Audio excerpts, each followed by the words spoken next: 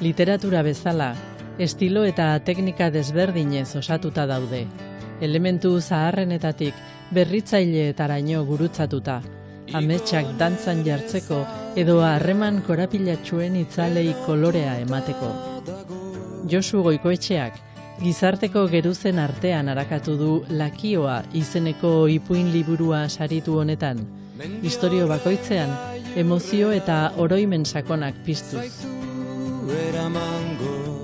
Josu, ipuin liburuarekin zatoz? Bai, posik, zurekin komentatzeko, liburuaren berri emateko, eta, bueno, ez dakit, aldu gana esateko. Prosa idatzi duzun lehenengo liburua? Bai, posiazko liburu bat atera nuen, 2018an. Zer egu hau, zerra? Bai, eskerrik asko. Gero Whitmanen antologia bat itzuli nuen, horrekin ere urtebete egon nintzen, poesiari estugi lotuta, itzulpenean, baina, bueno. Eta baneukan gogoa prosarekin probatzeko, baina gero, novela batek, ez dakit gaitasunik badaukan novela idazteko, baina novela batek eskatzen du dedikazio erabatekoa, eta nik orain du lanarekin, edo etxeko lanekin eta, gehiago behar nuen alako neurri laburreko zerbait, eta ipuinekin hasi nintzen.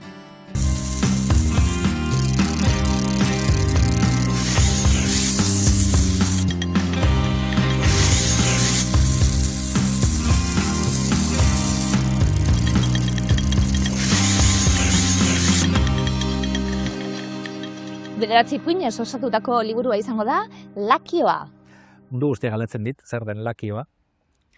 Latineko lakeus hitzetik dator, urkabilurra, soka, lazo da, ehiztariek, animalia piztia txikiak ehizatzeko, txoriak ehizatzeko erabiltzen zuten tresna da. Eta edaduraz, gure bizitzetan dauzkagun trampak, loturak, edo ingurunarekin, maitearekin, familiarekin, badiztuke gure barnean ere, hainbat eta hainbat lazu trampa. Izango da, segurazki, ari hori, Lakioaren ari hori, ipuin guztia lotzen duena, eta izena, esan dugu, Lakioa, hiztegiarekin jolas egin dabe, bai, badagor hizkuntzarekiko eta hitzekiko eta jolas bat be, bai. Batez ere, Whitman itzultzen nintzenean, konturatu nintzen, bai, gure hiztegi arruntetan, eta bai, batez ere orotariko euskal hiztegian, zer nolako aberastasuna daukagun horietan. Eta esan nuen hau ezin dugu bazterren utzi, ezin dugu hautsez bete dadin utzi, eta, bere testu inguruarekin, eta ez sintaxis arraro batekin, baina esan nuen, nik nahi nuke euskarak ematen dizkigun aukera guztiak baliatzea nire gauzak idazteko. Eta, tokatzen zenean, esaldiaren erritmori laguntzeko, esanaiari laguntzeko, aberasteko, kolorez betetzeko, bai erabilitut hitz jakin batzuk. Gure lanbidearekin lotuta, kazetaritza lanbidearekin lotuta, literaturari lotuta be bai, azken urtietan, eta batez bertsolaritzaren lotuta be urte asko pasatakue, Josu, bestak beste, etxe honetan be bai, programa bat egik, gaitzatik hortzerako aurkezle izan zinen, gaiti hartzaile, urte askotan, kontu horiek be utzita, baina lagundu dizula horre guztiak, idazterako orduan be esan duzun. Bertsolaritza da, nire bizitzaren, nire kultur bizitzaren parterik garrantzitsuena horretan ez dago dudarik. Hasi nintzenean lopategirekin, 14 urte izango nituen, bertso biltzaile nintzen, hitzetik hortzaren hasi nintzen, gai jartzaile 25 urtetan, bertsolarien lagun, konplize, bertsolaritzan hitzat izen da guztia. Orain bertsozalea naiz, eta asko disfrutatzen dut bertsoak entzuten, baina sormen aldetik bastak utzita dukat. Eta noski horri jaso dudan ondare etorri guztia neure egin dut eta bali izan dut. Oso pozik, nik gaur zurekin tarte hau konpartitzeko tartea izango dugulako, eta gainera datorren 3. laguna be oso laguna dako danona, nor gonbidatu duzu programara? Galder Perez gonbidatu dut, hemen Bilbon sarritan ikusten dugu elkar, irakurri du liburua, asko eskartzen diot, eta gaur perarekin dira. Egon gara? Zigor Mentxakak dei bat jaso zuen Gernikako telefono finko batetik 5 egun lehenago. Aurre zenbaki ezagunek telefonoa hartzera eraman zuten. Denok eta bakoitzak dugu konta ezina den zerbait, ziten artean, Lakioan harrapatuta gaude, ezinbestean. Bai, Javi Santa Cruzen liburu batekoa da, poesia liburu batekoa.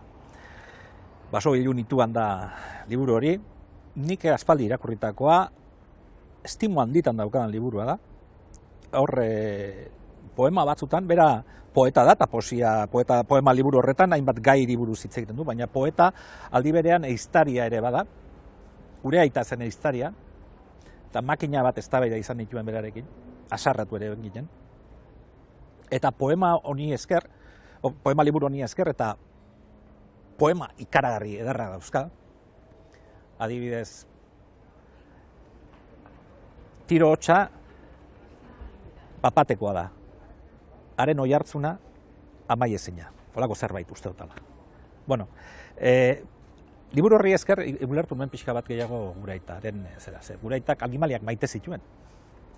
Da era berean igandero joaten zen eizan. Uste baino komplejoa da gaia. Laki horretan, harrapatuta gauden laki horretan, eta bakoitza geure intensidadearekin. Gauza batzuk gogorragoak izango direlako objektiboki begiratuta, Bai.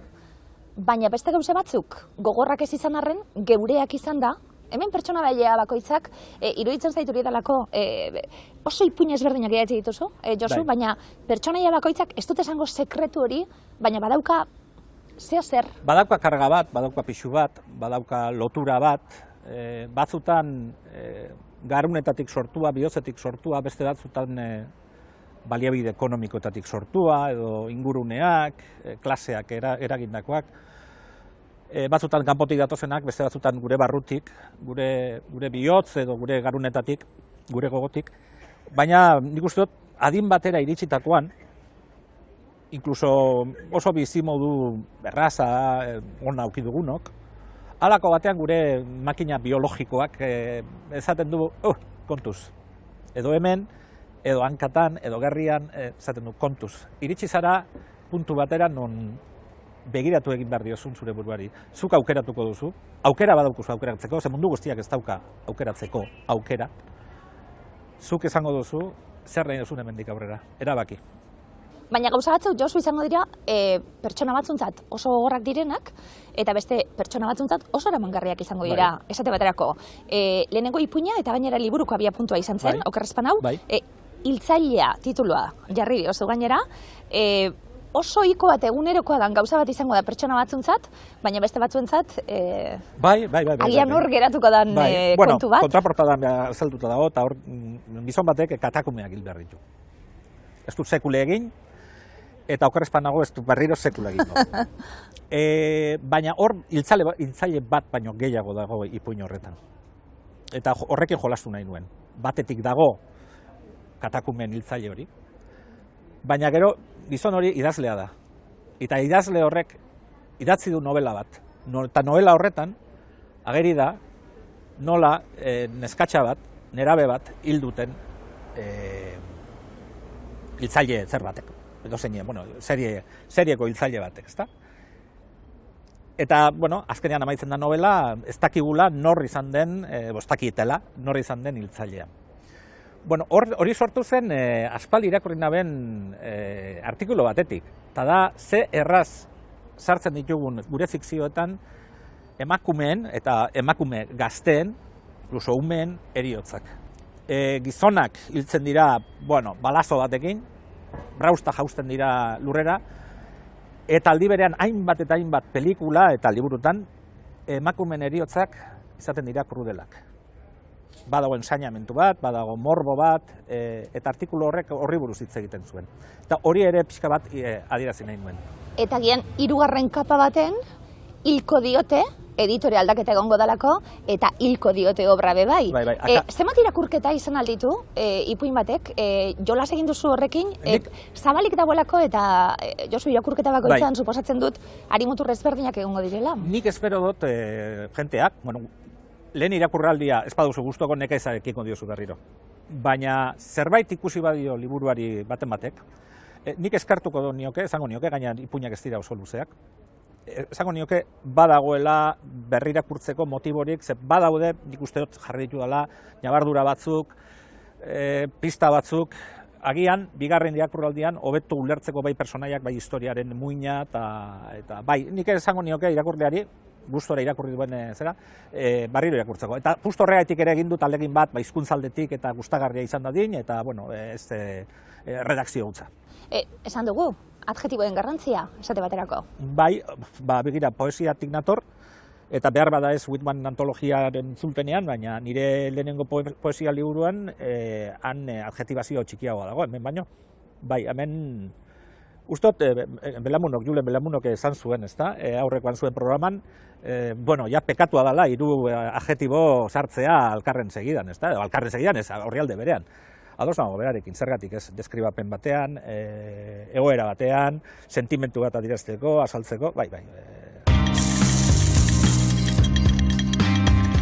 Bueno, nik gaur gomendatzen duten liburue da El Mercader de Libros, Luis Zuekona, eta esan bardet, asko erakarri nauen liburu edala, zeren eta historia bereziki etzai gehiagi gustatzen. Baina justo liburu hau 16. menden oinarritutako liburua da, eta gehien atentzioa ditu duten gaie izan da gaur egun sare sozialak eta duten indarrakin, nola mende hortan, 16. menden, imprentak izan zon eragine, ez? Ze balioa ematen zien hitzei, ze balioa ematen zien finantza munduk edo noblek eta burgesak zuten botere hortan, hitzek imprentan ondorioz liburuk zabaltzea mundun. Eta bereziki, pertsonaia honek Tomas izena dula, alemana dan pertsonaia bat bere herrialdetik iesin barra izan zola, amodio tarte bat, erlazio tarte horren ondorioz iesin barra izan zula, eta nola Espainia iritsi bitarten, Sevillara iritsi bitarten, urte tarte horietan pasau zituen bere penuriak, penak, eta tarten Euskaldun jendea nola ezautu zon, San Juan Nabiokin erlazionatutako eta Cristobal Colón da bere semekin erlazionatutako pasarte horietan, nola lortu zen Sevillan gaur egun ere biblioteka hori zutik daon bibliotekara iristea, liburuekiko lortu zon maitasunagatik, eta oso interesante iritsu zait, batez ere, gaztek ere, lotura bat izateko liburuekiko, zeren eta galtzen nahi da gaur egun, eta orduan aholkatzen dut, ze historioa ez zaigun nahi gehiegi gustatzen, gaur egungo gauza asko ulerterazten laguntzen digulako. Bederatzi ipuin esan dugu, ipuin laburrak, niri irakurle moduan gustatzen zaizkit, ipuin laburrak, hasita amaitu, eta gainera ipuinek duten magia hori ez da, noiz hasi, momentu baten hasiko dalako, eta noiz amaitu, momentu baten amaituko dalako. Batzutan, geratu naiz gogoz, amaiera, hoiek amaiera diren edo ez? Bai, eta esan didate, eta gero zer gertatzen da.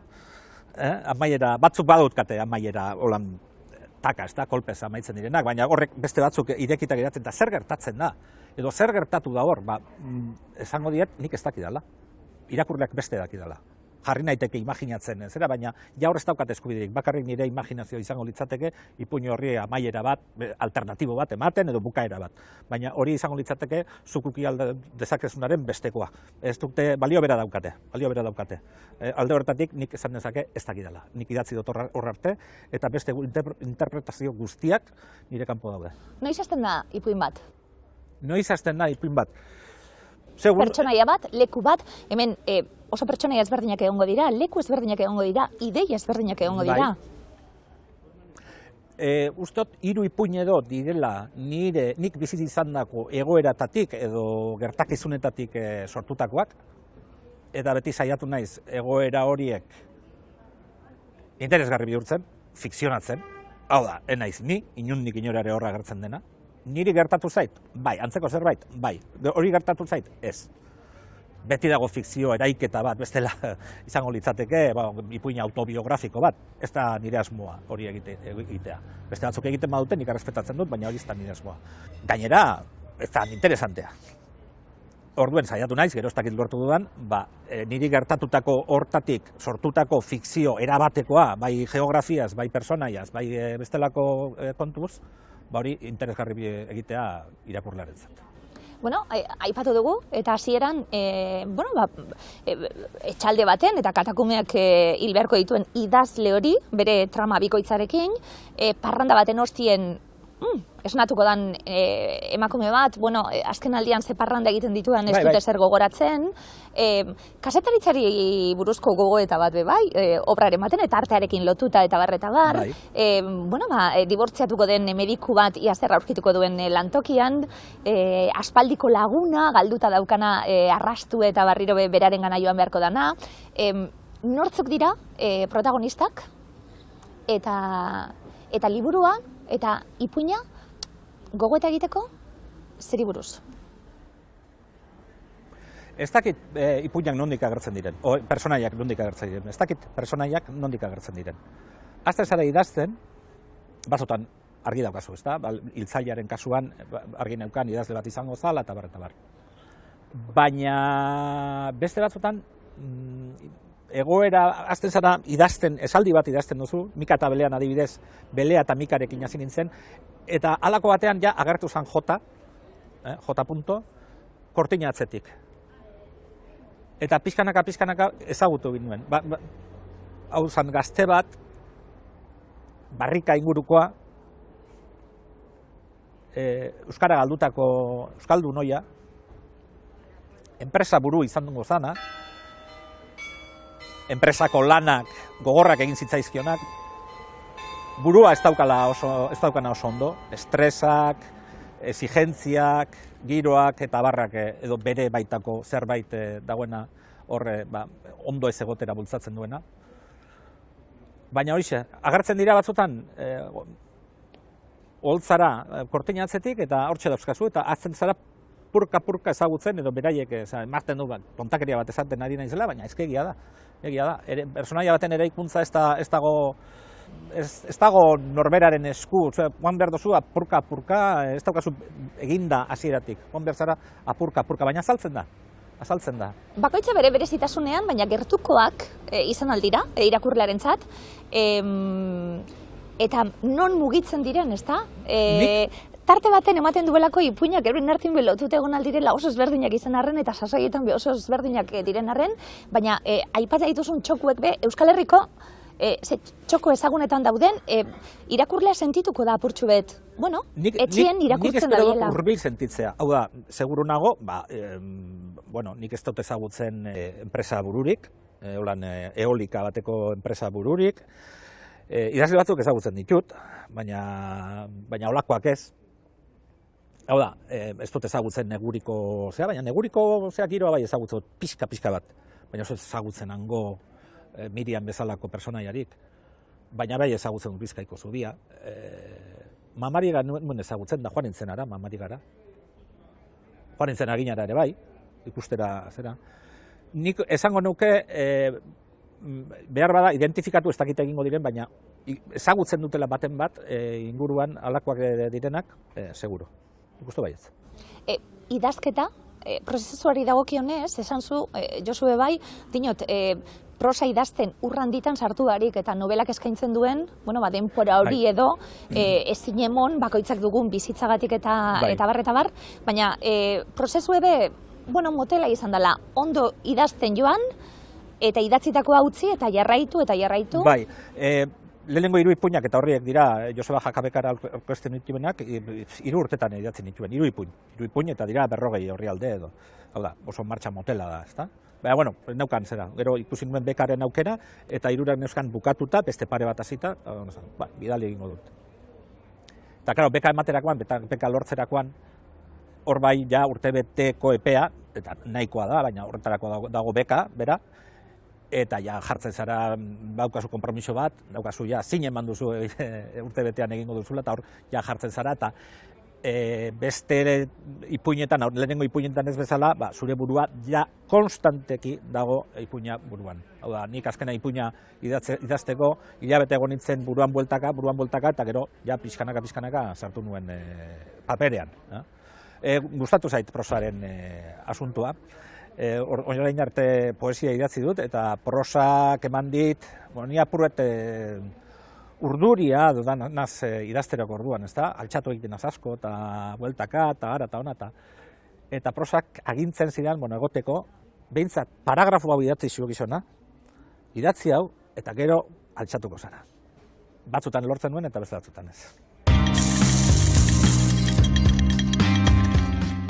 Tasen argitaletxearen Witchcraft liburua, gaztelaniaz brujeria bezala argitaratu zena, berez ez nuen nik erosi oparitu zidaten, baina oparitu zidan pertsonak baztekien aspalitik nahi nuen liburua zela, eta izugarri polita da, mazalean Waterhouse margolariaren artelan bat dauka, Circe Invidiosa, eta, barruan, egile ezberdinen testuak agertzen dira, pixkat, sorginen historia kontatzen dutenak, magia mota ezberdinei buruz hitz egiten dutenak, kondairak daude, mitoak, surrealismoari buruzko saiakerak, eta hori guztia artelanekin hasia, irudi piloa daude barruan, eta estetikoki oso liburu ederra da.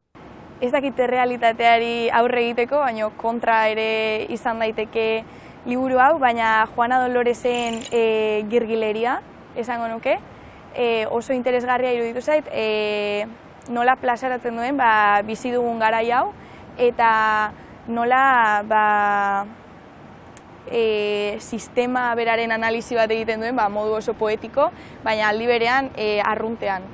Punto gogo liburua gomendatuko nuke, Itxaso Martin Zapirainena, 2024an argitaratutako liburua da, eta egia da, kontatzen duen istorioa oso gordina eta iluna dela, baina protagonista diren 14 harremanean halako maitasuna eta halako xamurtasuna dago, nire ustez irakurlea erabat harrapatzen duela, eta gainera irakurketa xamur batera eramaten zaizu, irakurketa gozagarri batera eramaten zaitu. Jaio aurretik jakin zuen amak, barruan zeraman aurra ez zela besteak bezalakoa izango. Sentsazio bat zen, ez intuizioa. Galder Perez, gure lankidea, gure laguna, irratietako lankidea, ze moduzko irakurketa egin duzu, liburuarena? Zoragarria. Zezango zut, liburua argitaratu aurretik, bagenekien Josu hortan ebilela, Sariana, eta abar, ezta? Da, atera ginean, egie kontako, ze horreta datorri gara, ezta? Atera ginean kafean tzokitik, kontzertu eder bat, entzutetik. Eta Josuk esan, irakurri zuen liburua? Eta ondino, egun hortan, heldu zan liburu dendetara, edo, ondino ez, Josu, irakurri bizue. Zeu posik, eta ez, lagunek irakurtzeko gogoz. Broma zan. Bai. Eta handik itxira, liburu eskuratu hartu, eta, idatzi nautzan, Josuri, idatzi nion, zorionak ematen, iruditu zitzaiderako sekulako liburu, bederatzi ipuineak nola harrapatzen zaituzten. Iruditzen zait Josuk egiten dagoela miseria askoren edertasuna, edo ez da, oso historio guztietan pertsonai asko dago, gertaera asko, emozio asko, gurutzatzen dira bata bestearekin, da nik uste horrek irakurle moduan edo ez, edo pertsona moduan jartzen zaituela, hainbeste bihotzen eta pertsonen lekuan horregatik iruditzen diata sekulako lana, ez, Josuk egindakoa. Eta non jartzen duen berak fokua, ez, ipuin bakoitzan foku diferenteak dauzelako, eta asmatzen du horrez, horrekin, epairik egin gabe, gainera, ez? Oso gauza fuerteak superpresente, ez zait hor dago konstante bat, miseriak, ez? Horregatik esan dut, seriotzaz gain eta abar, ez? Eta gaina uste dut, eta Josu ezagututa kostatu bar izan zaiola asko humorea oso neurrian eukita, humorea bada hau, baina oso gitxi, ez? Zipristin batzuk dauz, ez? Humoreana, eta iruditu jata, Sever Mendigurenek esan zuen aurkezpenean da, ez? Azken boladan atera dan, ez? Liburu ipuinen potentenetako baten aurrean gauzela da nitzako holan izan da, bai. Aipamen hori, Josu, kontatzen, umorea sartzen, baina hori, inor epaitu barik, inor irridikuluan jarri gabe? Banaukan bildur bat, Bueno, umorea, egia da, badaudela zertzelada batzuk, eta ironia puntu bat egoera batzutan, baina banekien historiak eta personaien bizitzak, eta ari nintzela sortzen mundu bat gogorra zana, horrietan, eta beldur handian nion gupida gabe agertzeari, hau da, narratzaile, krudel bat sortzea, hau da, eskua joatea, eta krudelegia izatea personaiekin. Eta, bueno, lagun estimatu batek aurreko batean esan zidan, badagoela zera, zuk esan duen aipatutako miseria eta zera, baina, bueno, badagoela erruki bat, bai, eta, bueno, epai eza, ezta? Bueno, nik uste dut edozein persona gabiltza, bueno, orain ondo nago, oso ondo nago, baina nahikoa da, beti izaten dut gaixotasun bat, lana galtzea, dibortzio bat, heriotza hurbileko bat, guztia aldatzeko egunetik bestera. Behar bada ez, baina ezagutzen ditutulako, personak, galdu dutenak denak, alako, edo buruak klak egin diolako, zinmaz. Orduan, bueno, nik uste dut, kalean ikusten dugun jentea eta ez dakiguna zer gertatzen zaion, bueno, kontuz ibili behar dugu epaietan, ez da? Ez dakigulako, guri ere, edozein momentutan gerta dakigukelako alako zerbait. Orduan, bueno, eta nire hori, bildur hori zezan, ziniko egi ezagartzea. Egaztientzat pausarri, arrainentzako ugarri. Bueno, liburutegi bat baino gehiago daukat. Eta hemen bolada batean hainbat proiektutarako behar nuen materiala eta liburuan euskan. Eta orain liburutegi bizi bada eta momentu honetan etxean daukadan liburutegia da idazteko erabiltzen dudana, handauzkat. Nire liburu asko, baina hemen ere badauzkat beste asko, eta etxean batez ere poesia, semantika, hizkuntzalaritzakoa dauzkat.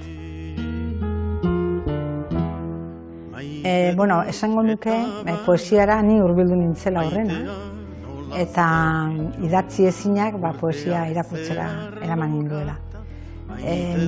Hasieran euskeraz Adanen poema Amaigabea, Joseba Zulaikarena izan zen, aurrena irakurri nuen euskerazko poema liburua, eta nire kutxunen artean hartu ditut Lizardi edo Horixe edo Vitoriano Gandiaga, adibidez Vitoriano Gandiagaren liburu bat, edo Blas de Oterorena, neuk makinaz pasatu nulako, ez nugalako liburu hura, eskutan edukitzerik irakurri ondoren, bibliobuseko azerako. Eta ordan horietxek aukeratu ditut, baina batez ere poesia liburuaren bulkada hori, teklaz tekla ere sentitu nuelako, aurreneko liburu idatzi aurretik. Igual liburu batzuk baino egile batzuk izan duten niregan, adibidez, Marina Esbietaie izan da idazle bat asko, nire bizimoldua eta pentsaera asko eraldatu zuena, edo baita ere Edmond Jabez ere, eta horiek ere itzuli ditut ikasteko, eta Maria Manent baita ere, poeta katalan bat ere, gaur egun ez dana hainbeste aipatzen, baina berari esker nik poesia asko irakurri nuen, itzultzaile izugarria zalako, eta sorpresa handia izan zen jakitea, nire itzultzaile kutunena poeta zala, eta itzuli nuen baita ere. Orduan, kuttunen artean, beste asko itzuli ditudan arren, 3 horiek aipatuko nituzke, baina askoz gehiago dira noski. Ezinbestekoak idazteko, hizkuntzaz hausnartzeko, beste batzuk idatzira eramateko egin duten ahaleginagatik dira niretzako hiztegiak. Euskeraz, noski nire betiko hiztegia da bat asko erena, eta gero Maria Molinerren ikuspegia hizkuntzari buruzkoa ere oso importantea iruditu zait, edo Korominesena ere, eta iruditzen zait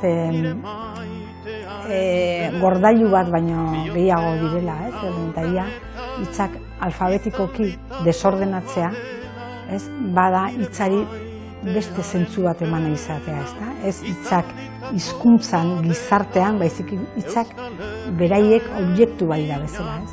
Eta hori izugarri dutzen zait, bai askoren hiztegia eman dezagun, Auniamendi edo, bueno, kolekzio hauek, ezta? Hainbeste lan egin dutenak bilketan, ez?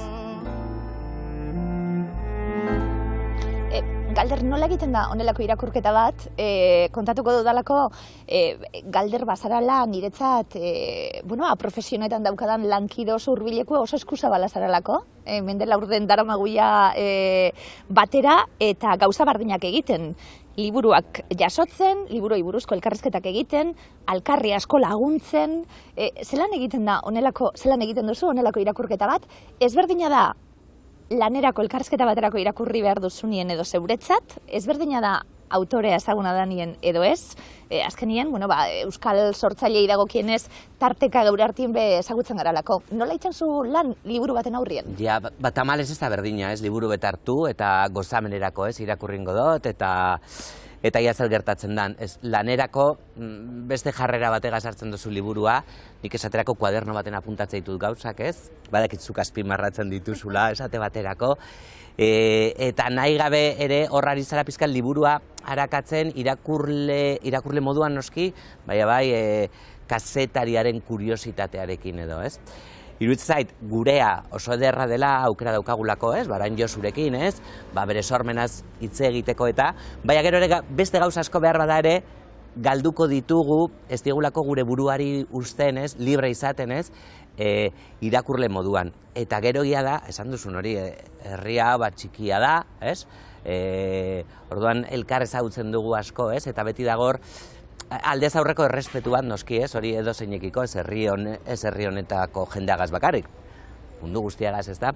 Orduan horrek ere nik uste dut baldintzatzen duela asko, ez? Irakurketa. Baina egia esan, Josuna irakurrene ban, pentsau barik berarekin liburuaz berba egin beharko nuenik, Baina horretan, miresmen horrekin, nik esango dut, nik ez dudalako ezer idatzi zuk idazten duzu, eta antzerki obra asko idatzitakoa zara eta Galder, baina miresmen horrekin, ez idaztetik, bat-omatek idazten duen erako saltorrekin, baina, ulertuta bai, liburu bakoitza, agian ez dela danantzat, bez? Eta liburu bakoitza pertsona batzuntzat dala. Ezberdina dalako irakurketa adin honetan edo beste adin baten, ezberdina da momentu baten edo beste baten, hori ere ulertu dugu, ja. Bai, pentsatu nahi dut, bai, ez edo ulertzen zaiatzen gara. Badago ere, orain zorionez, ez? Guia, zer gara, helduak, gaztiak ez gara, zaharrak ez gara, bez? Helduak. Helduak ez dakit, helduegi garen, bez? Baina, orduan bai, badago, ez? Belaunaldi gazte bat hori irakurtzen eta jarraitzen, ez? Jarraitzen duguna, eta gero bere, gure aurreko belaunaldi hori, ez? Orduan, bai, ez dakit nik dana dala, hainbeste, Josuk nik ez dakit 50-entzat idatzi dauen ala ez, zure belaunaldi da eskenean, ez, 50 urten bueltan, 50 aputxo egi hau, baina ez dakit norberak irakurtzen, nik oso guztia irakurtzen eta adibidez, Mirena Murizan playback bat esate baterako, ez da? Edo orain, Arantxa Urreta Bizkaia Sartzaroa sari dela, Sartzarora heldu gure dut, bai, ez, orduan, bai, ez dakit hainbeste idazleak berak ere publiko jakin bategaz edo irakurle jakin bategaz pentsatzen duen. Nik uste idazleak komunitate batentzat idazten duela. Hori da, eta ezberdin ulertuko du jasotzen duena. Bai, orduan nik nahiko nuke, desiogo nuke gazte batek irakurtzea nire liburua, baina espadu irakurtzen ere ulertuko nuke aldi berean. Bai, eta zuk ezu, era bat adoz zurekin. Nik idazten ditut ateratzen zaizkidan gaiak, adibidez. Eta zuk egingo dituzu zureak eta zuk zureak. Hori, ezin dugu forzatu makina, ezin dugu behartu. Orduan, halako batean, personaje gazte bat agertzen bada, historiaren batean, beharrezkoa izan dalako agertuko da. Baina, ez dela, bai, zure belaunaldiko gaiak tratatuko dituzu normalean. Pertsonaiak oso gazteak direla esango nuke, adin bat izan arren, gaztaroa... Iragana asko azaltzen dalako. Iragana dute, iraganean entzuten zituzten musikak, egiten zituzten parrandak eta barreta. Idazki baina guk gazteak izan gara. Gara. Gara, bueno, ez nago ados horrekin. Zu garroa da, bai. Baina, ez, gazteak agertzen dira iraganak pixu handia duelako liburuan, personaia batzuentzat, iragana izan zelako zerbaiten hasiera batzuentzat, eta zerbaiten bukaera ere bai beste batzuentzat. Mundu aldaketak, edo mundu arriskutsu batzun jarraipenak, edo etxearekin mozketak, bai, iraganak garrantzia handia dauka personaia askorekan. Iragana asko sexua, droga eta rock and rolla, bez? Iragan honetan, ez? Bai. Hemen agertzen den pertsonaien, ez da? Guk bizitzan duguna. Bai. Bateko gehiago, besteko gutxiago, baina, bai, ez dut esango zein. Ez da budana. Fikzioa erabili, kazetariak gara, eta zeko desberdinak diren, kazetaritzak erabiltzen dituenak, edo, idazle moduan erabiltzen dituzuenak, fikzioa, sortze lana, ironia, humorea zure kasuen galder, gizarte kritika zorrotzak egiteko esate baterako antzerkian eta bebai, fikzio erabili, Josu, literaturaren bidez, zer kontatzeko, dinot, zeren bidea sortzen du fikzioak zuen obran? Giza esperientzia azaltzeko modu bat, hizkuntzaren bitartez. Beste askatasun bat uzten duelako? Hizkuntza importantea da. Zer esaten den, nola esaten den, biak daude elkarrekin lotuta. Eta, giza esperientzia izan liteke, forma realista izan dezake, eta forma fantastikoa, edo beltza, edo dana alakoa, baina nik uste dut giza esperientzia fikzioen bitartez, edo ez fikzioen bitartez, baina nire kasuan nik nahiago dut fikzioa, eta horien bitartez pixkat, mundua azaldu, edo ezinagon batzuk azaldu, aurrera bide batzuk, oztopo batzuk, arrisku batzuk, salbazio batzuk azaltzeko. Ama baten bizitza eta haren oroitzapenak alaba baten begietatik ikusita. Iraganeko zauriak, isilpeko indarra eta askatasunaren bilaketa, tonu poetiko eta hurbil batez kontatua. Pobreziaren eta porrotaren mundua ezagutu zituen idazleak berak, eta bi hiriburu horietan jasandako bizipenen kontakizunean datza liburua. 100 urte geroago ere, gaurkotasun osoa gordetzen duena. Emakumeari begitan du zaion rolaz Intxaurragarena, eta antzerkiaren mugak zabaltzeko aukeraz Gilanena. Biak ala biak ganbila sailaren bildumakoak. Bate baino gehiago galdetu ditea, zergatik hasi naizen orain, 45, 50 urte ingurukin publikatzen. Bate baino gehiago pentsatuko du nola okurritu zaio ni adin horrekin publikatzen hastea.